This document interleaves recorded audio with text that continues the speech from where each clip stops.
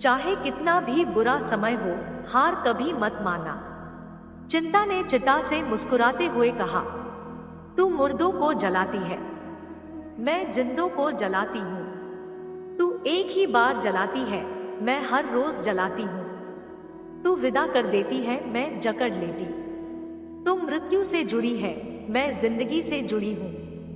तू अंतिम सत्य है, मैं प्रथम सत्य हूँ। ताश का जोकर और अपनों की ठोकर अक्सर बाजी घुमा देती है। अपनी सहनशीलता को बढ़ाइए।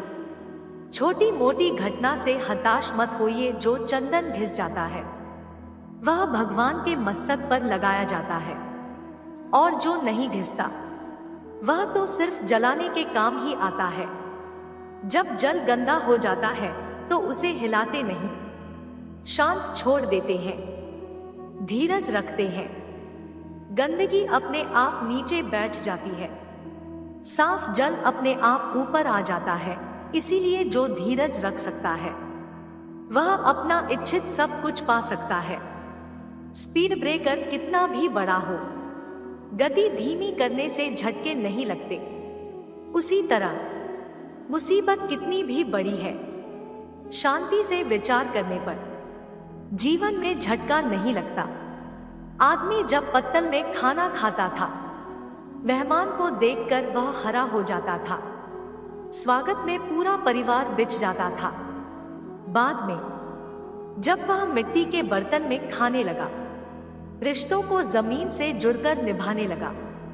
फिर जब पीतल के बर्तन उपयोग में लेता था, रिश्तों को 7-6 महीने में चमका लेता था। लेकिन बर्तन कांच के जब से बरतने लगे, एक हल्की सी चोट में रिश्ते बिगड़ने लगे। अब बर्तन थर्मोकोल पेपर के इस्तेमाल होने लगे। सारे संबंध भी अब यूज एंड थ्रो होने लगे। एक पत्थर लीजिए और उस पत्थर को किसी जानवर, कुत्ते, बिल्ली को मारो, आप देखेंगे कि जानवर डर के भाग जाएगा। अब फिर वही पत्थर लीजिए और एक मधुमक्खी के छत्ते पर मारिए, फिर देखिएगा कि मधुमक्खियां आपका क्या हाल करती है। पत्थर वही है और आप भी वही है, बस फर्क इतना है कि जानवर अकेला था और मधुमक्खियां समूह में थी। संयुक्त परिवार और एकता में ही शक्ति है। यदि संभव हो तो संयुक्त रहिए, संगठित रहिए। राख की कई परतों के नीचे तक देखा, पर अफसोस वह गुरूर, वो रुतबा, वो पद कहीं नजर नहीं आया जो सारी उम्र ओढ़े बैठे थे। गांव में नीम के पेड़ कम हो रहे हैं, घरों में कड़वाहट बढ़ती जा रही है, जुबान में मिठास कम हो रही है, शरीर में शुगर बढ़ती जा रही है। किसी महापुरुष ने सच ही कहा था कि जब किताबें सड़क किनारे रखकर बिकेंगी और जूते कांच के शोरूम में, तब समझ जाना कि लोगों को ज्ञान की नहीं, जूते की जरूरत है। क्यों रोते हो मन का ना होने पर? जो लिखा है वो होकर रहेगा। एक रास्ता बंद करने से पहले भगवान 10 रास्ते खोल देते हैं।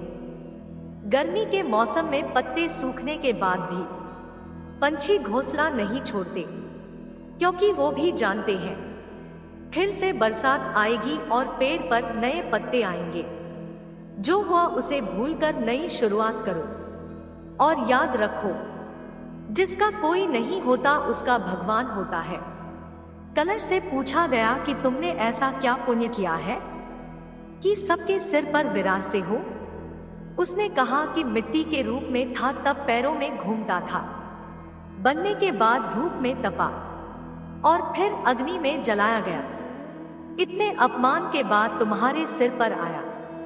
जीवन में अपमान को विष मत मानना, इसको अपने सम्मान का अमृत बना लेना।